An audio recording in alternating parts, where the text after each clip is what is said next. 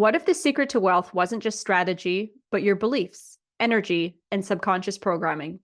In this episode, I sit down with Jolen Philbrook, a transformational coach who helps people break through money blocks and manifest abundance with ease. If you've ever felt stuck around money, struggled to break past a certain income level, or want to supercharge your manifestation game, this episode is packed with breakthrough moments you won't want to miss. Welcome to the Manifestation and Money Podcast, the show where we tackle the taboo topics of money and manifestation. I'm your host, Jenny Schultz, former 9-to-5 grinder who ditched the status quo and went all in on creating a life I love. Yes, I use manifestation. Yes, I took action. And yes, I created a 7-figure net worth before turning 40. Every week, I'll bring you inspiring stories with money mavens and manifestation masters. From learning how to make more, save more, and grow your wealth to unlocking the power of manifesting your dream life. I am so excited to play in this space with you. Let's jump into creating a life you love. Welcome to the Manifestation and Money Podcast, Jolen. Well, thank you for having me. I am really excited to be here. That's awesome. I'm pumped to speak with you today. And I'd love for you to share with the listeners just who you are and what your story is. I'd love to. My name's Jolen Philbrook, and I was born and raised in San Diego, where it's nice and warm and sunny. And then I moved to Northern California.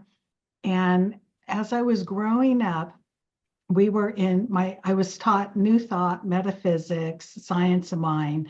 So the philosophy was your thoughts create your reality. So I learned quite a few things, but of course, as a kid, you don't put it into practice. No, not always. I know. So in my adult life, that's how I came about manifestation. It's just one of those things we do automatically, but we don't always know we're manifesting. Isn't that the most interesting part of it? I think so. I think, people, they're like, well, I want to learn how to manifest. And you're doing it every single day, whether you're consciously doing it, I think is the key piece. If you're consciously manifesting or just subconsciously, we are creating our own reality every day, aren't we? Yes, we are. We definitely. Yeah, fascinating. So you got taught that at a young age then? Yeah, but the thing was, my mom was always saying, well, set your goals, do this, do that. And I hate goals. I don't like goal setting. So I set my intention, or I'll say something like, what do I want to manifest now? So for instance, when my son was about 10, I had to get a Murano because we're going soccer, camping, and I had a Labradoodle. Well, now my son's grown, moved out, lives in his own house, and I still have this Murano. And my favorite car is a Jag. And oh man, they pass. And I'm like, that's for me. And this one day I'm thinking, I need an in-between car because I'm not quite ready for the Jag yet. And I'm looking at all the cars on the freeway. And after I look at all of them, I go, nope, I want a Jag. I totally forgot about it. I had a phone call 2 weeks later that says, hey, you want to take a trip to Santa Cruz? And I'm like, why? And the person goes, there's a convertible Jag I want to buy you. But they want to buy you. They want to buy me. What? Yeah. And I'm like, well, I don't really like convertibles. And so they're like, well, what do you want? And I got this beautiful sedan Jaguar sitting in my driveway today. Wow. That's pretty exciting. It's interesting in there that you had the conversation with yourself of, oh, not yet. I want that dream, but not yet, right? Right. And for you, do you think that was, I don't know, I guess in a sense that was you holding yourself back from having that manifestation come through faster in a sense? Yeah, that's a good point. And I almost felt like maybe I wasn't deserving enough of it yet. So I just kind of had to practice in that 2-week time frame, practice feeling more abundant. Okay. So what we learn, or how I was raised, is our thoughts get things going, but the emotion is the fuel that feeds the fire. The emotion is what's pushes it forward quicker, easier, faster. I like that. The emotion is the fuel. That is a Yeah. really simplified yet powerful way to connect manifestation. You think the things, but then your emotion connects you. Because anytime I know for me that I have been truly connected in emotion to the thing that I want, the fast track that you can get on by connecting like that. So I would love for you to share, because I know you have a story that you'd mentioned prior about a little green book that kind of was like the seedling that started you on this journey too. Would you be able to share that story? Sure. I was 18 years old and I moved out for the very first time, and I was a phone solicitor.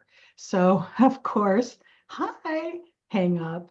Nobody would buy anything, and I was not very good at it either. So I was given this little green pamphlet. Had like 16 pages, and it was all about beliefs around money. And I would read a page and I'm like, what did it talk about? Do I have these beliefs? And I would have to reread each page about 3 times because I was absorbing the information. And then during the day, I would go out and do my thing and I would think about, oh, does that belief pop up in my life? And if it did, I just kind of canceled it and reframed it. And by the end of the week, I had the $350, which is worth what, $2,200 today, Right. to pay my rent and all the utilities and stuff like that. And then a couple years later, I meet my boyfriend and we start traveling and doing arts and craft shows, and we weren't making any money. And I'm like, well, if it worked then, will it work now? And we made $200 at our very first show because I pulled out that little green pamphlet and reread it and worked on beliefs again. And then later on in our married life, every Friday before the show, I would revisit that little green book. And, we could make anywhere from 5 to 20,000 in a weekend. And the most we ever made at a jewelry show was 50,000 in a weekend selling jewelry. Wow. Yeah, from $200 up to 50,000. That's pretty good. Yeah, I was going to say that is a pretty significant money block that you've released there to go from 200 to 50,000. We would go to Tucson and buy our gemstones, and I kept saying we need to buy better stones. I had to talk my husband into buying a better stone to make a better ring. So let's say the ring was $2,000. And he goes, I can't sell that. And I go, yes, you can. Watch. You go up, you talk to the person, and they bought it. And once I showed him how to sell it, he could sell it. But it started with the $45 rings. I had to do the same thing for $200, $500. Every price point, I had to prove to him it could be sold. So when we're in business and we're at different levels in our business, the same money blocks keep coming up. And we have to keep clearing them because we're growing at a higher level. Yeah, that's a really valid point. Let's touch on that for a second. What do you recommend for somebody to first off identify and then release that limiting belief that they have, especially those ones that are going to keep coming up? Yeah, and sometimes you'll get triggered and you don't even realize you're triggered. So a while back, during lockdown, toilet paper was not in sight, right? So now, years forward, there's a strike at the docks and Costco doesn't have any toilet paper again. And I went into this loop of lack, limitation, not enough. And it took me about a day to realize, oh my gosh, I fell back into this old belief of lack, limitation, and not enough. And so what I did was open my kitchen cabinets and go, oh my God, I have enough. At one time, I had 16 sets of china. Do we need 16 sets of china? Probably not. No. And I'm like, I have enough. So I walk around and show my eyes there is enough. And then I have to reframe it in my head. Oh, I have enough. And I always use affirmations. Affirmations have helped me transform my life more times than not. And one of them is, I'm always provided for. There's always enough. Whatever I need's there. I just have this belief and faith it will appear. And I think that's really important. And I know, especially talking about the sense of money, people come from that place of scarcity and lack, being scared for money. You're from the United States, I'm from Canada. Our governments right now are printing money as fast as their paper printers will let them print it. There is more than enough money. We have to get ourselves away from that belief that money is scarce, there isn't enough, because there is enough money. It's just us telling ourselves and training ourselves that money opportunities are around me. There's more than enough money to come to me, but I have to have that belief, like you said before, being deserving of it, that Yeah. you are allowed to want more money, and that's okay, right? And I like to look at money as energetically, because sure, we have the paper that we can touch, but where does money really originate from? It's something that we labeled as a trade or an exchange. So if we have a lack of exchange, where are we not exchanging our energy, right? Yeah. Okay, so I'm hearing in that, yes, you're right. Money is not, it's not just the piece of paper, it is an energetic exchange. So, in order for you to gratefully accept that money transfer, then I think you as a person need to be confident in the skills or the service that you're providing or the product to know that, yes, it's win-win, right? I have created this thing or I'm doing this thing in exchange for money. That is an energetic exchange. It's not just a piece of paper with a dollar sign written on it. Or even service. Like my husband, he's passed now, but the sleazy salesman, put him in that box. I mean, oh my gosh. And so when I started my own business, and I'm like, oh, I hate sales. They're so sleazy. And I did not even know I had this belief, a sleazy salesman. And it came out one time in a conversation, and I'm like, ooh, I got to work on that one. Right. So when we pay attention to our feelings or our thoughts or our words, then you can see what's hidden in your subconscious mind, and then you can shift it, change it, and stuff. And one of the things I really like to work on with the people I work with is, so they're at this level of money. Let's say they're making $10,000 a month and they want to go up to 15. They haven't been there yet. So what I like to do is help them embody the feeling of having it already. And I do that through talking to their subconscious mind and programming the feeling and the knowing. And then their homework is to walk through the day as if they were making that amount of money. So Yeah. let's talk about that for a minute. So when you're working with somebody, is it hypnosis that you're doing where you're talking to their subconscious mind? I took yeah, I do. I am certified in hypnosis, but I'm also in many other modalities. And I just kind of take them and commingle them all together. So it might be hypno, a little NLP, theta healing, energy work. You just shift and change whatever the person needs, which is really fun. Neat. That's what I'm finding fascinating. The more people I talk to on this show, because you got money, which people are like that hard, tangible piece of paper in our mind, right? Yeah, But so much of it is energetic. Like so right. much of it is actually not necessarily a tangible thing. And the people that come on to explain, like, oh, hypno and NLP and energy, and we can use Reiki and all these different tools, right? That you don't even think, oh, that is going to be connected to my wealth. That is going to be connected to the way I lead my life. But so often I'm hearing, and it goes back to that energetic level, which I Yeah. find fascinating. And one of my favorite things I like to do is, so they have this lack and limitation, Mhm. and they might have learned it from their parents that taught it from their grandparents who were in the Depression, right?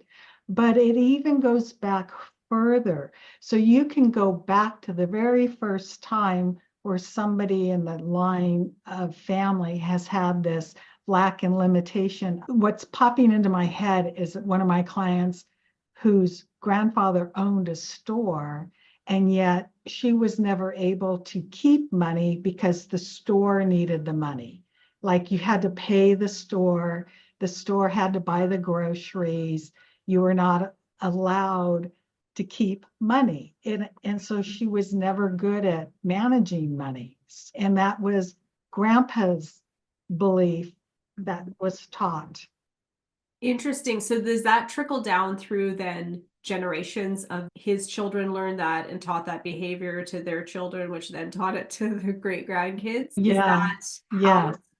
yeah, it trickles down through the generations. You probably heard the old story, this young couple get married and the wife's going to make a pot roast for the first time, and she takes a hunk off the end and throws it in the pan, and he goes, "Why do you do that?"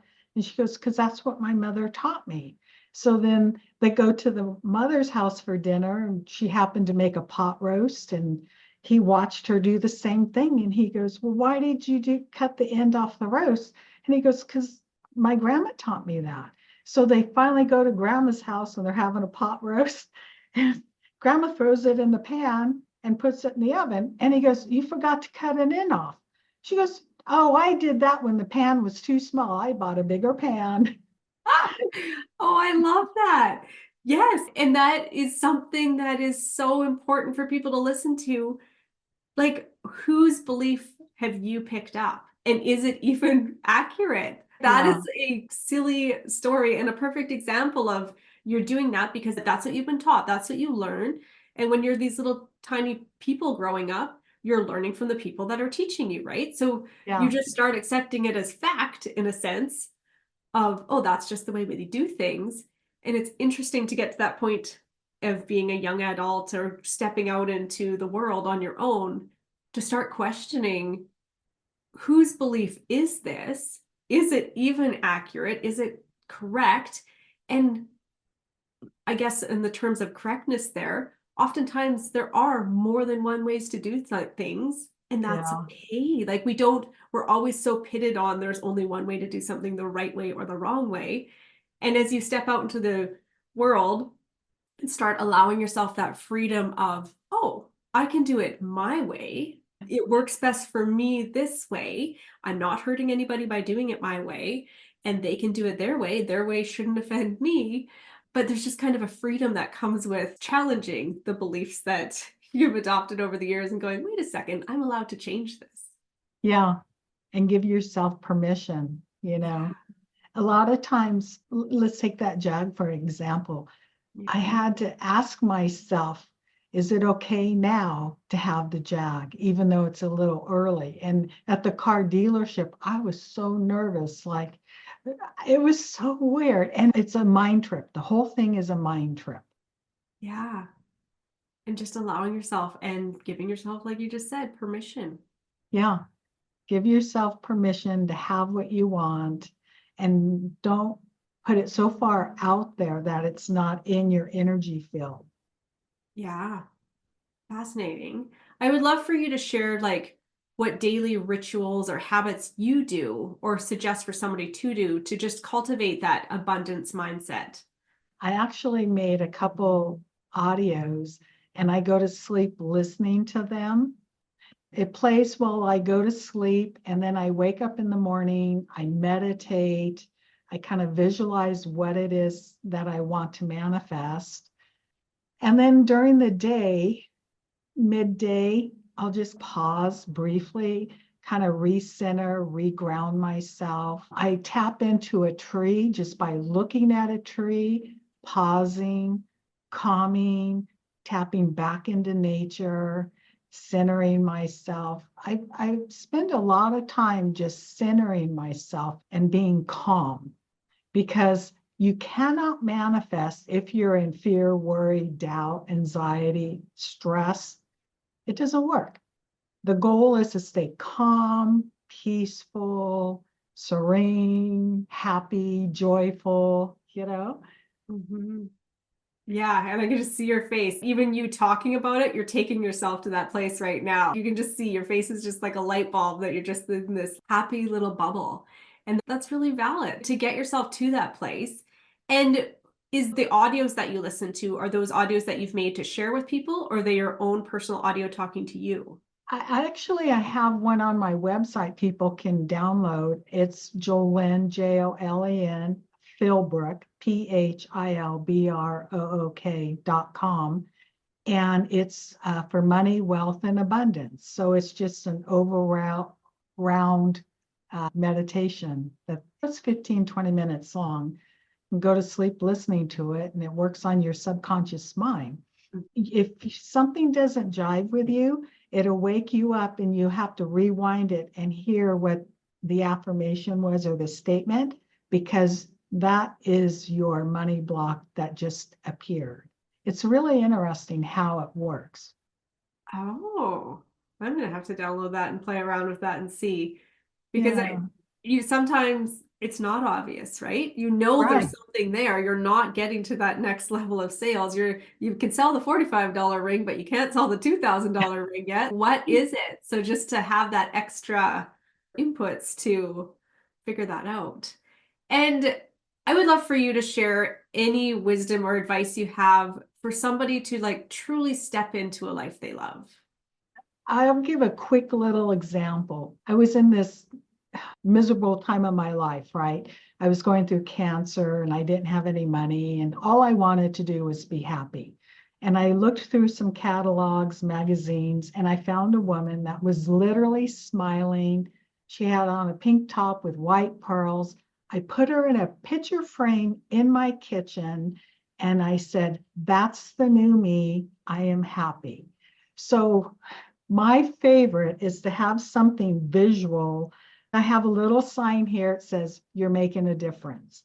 I have a rock with the word believe on it. I believe I can do this.